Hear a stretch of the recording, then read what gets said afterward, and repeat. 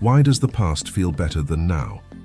Have you ever looked back at your childhood, an old relationship or a previous phase of life and thought, things were better back then?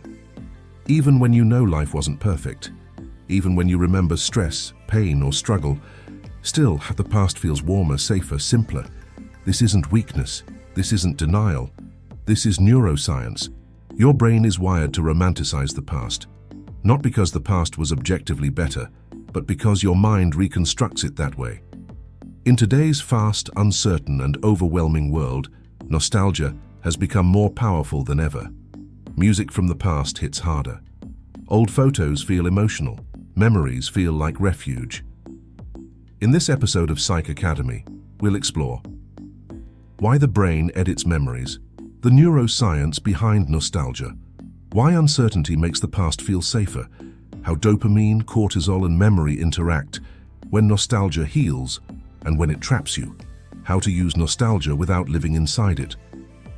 By the end of this video, you'll never look at your memories the same way again. What is nostalgia really? Nostalgia isn't just remembering, it's emotionally filtered memory. The term nostalgia comes from Greek, nostos, return home algos, darker pain, meaning the pain of wanting to return. Psychologically, nostalgia is a bittersweet emotional state, a mix of comfort and loss. Neuroscience shows that when you feel nostalgic, emotional memory centers activate, stress responses temporarily decrease. A sense of meaning increases.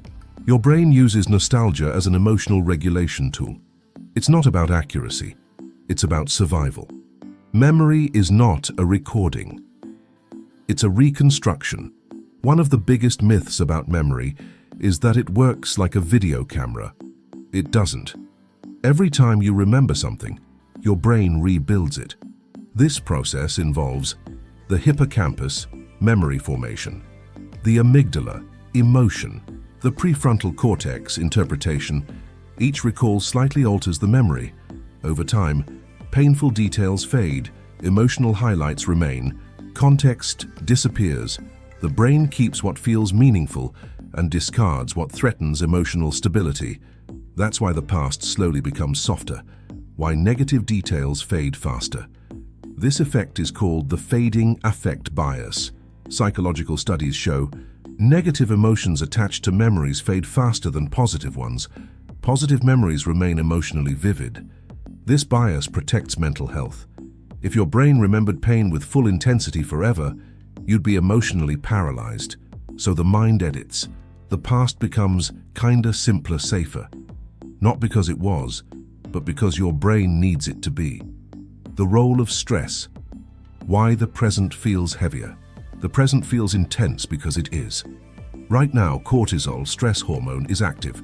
Uncertainty triggers survival circuits. Outcomes are unknown. The brain hates uncertainty. The past, however, is resolved. No threats remain. No decisions are pending. So your nervous system relaxes when looking backward. The past feels safe because it cannot hurt you anymore. Dopamine, familiarity, and emotional comfort. Dopamine isn't just about pleasure, it's about prediction. The brain rewards what it understands. Familiar memories are predictable, carry emotional certainty, reduce cognitive load.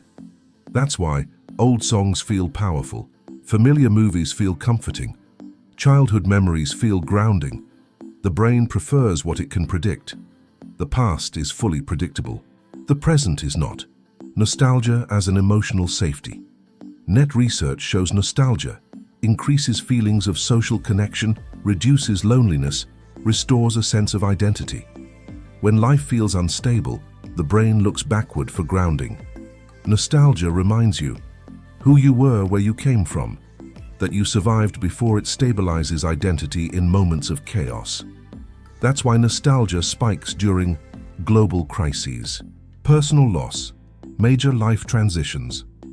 Why childhood feels like a golden era. Childhood nostalgia is especially powerful because as children, responsibility was limited, identity was simpler, time felt slower. Neuroscience shows that novel experiences create dense memories. Early life is filled with novelty. As adults, routines compress time, years blur together. But childhood memories feel expansive and rich. Not because life was easier, but because your brain was learning everything for the first time. Social media and the amplification of nostalgia. Modern technology intensifies nostalgia. Algorithms constantly resurface. Old photos, memories, past highlights. But they show curated versions of your past. Not the boredom, the anxiety, the uncertainty, just the highlights. This strengthens the illusion that the past was better and weakens satisfaction with the present when nostalgia becomes psychological escape. Nostalgia is healthy until it becomes avoidance. Warning signs include chronic longing for the past, disengagement from present life, idealizing former relationships or identities. At this point, nostalgia becomes emotional withdrawal. The brain uses memory to escape uncertainty, not to grow. Free will, identity, and memory. Your identity is built from memory, but memory is biased. So identity is flexible. When people say, "I used to be happier, I lost myself," often they're comparing reality to a filtered memory, not truth. Understanding this restores psychological freedom. Why the brain resists letting go of the past. Letting go feels like loss. Even when growth demands it, the brain prefers known pain over unknown possibility, familiar struggle over unfamiliar risk. That's why people stay in unhealthy relationships, miss old versions of themselves, fear moving forward. The past feels safe because it's already survived. How to use nostalgia without being trapped by it. 1. Use nostalgia as information, not destination.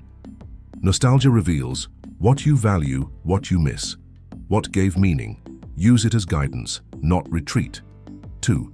Separate memory from reality. Ask, what am I forgetting? What was actually difficult then? Balance memory with honesty. 3. Create meaning in the present. The present feels empty when it lacks meaning. Meaning reduces nostalgia-driven escape. 4. Build new novelty. Novel experiences create rich memories. Your future nostalgia depends on what you build now. Why this topic is trending now. Search trends show rising interest in nostalgia psychology, emotional memory, mental health and uncertainty, identity and meaning. In unstable times, people look backward. This video explains why. Final thought. The past isn't calling you back. The past feels safe because it's silent. It makes no demands. The present feels heavy because it asks you to act. But growth has never lived in memory.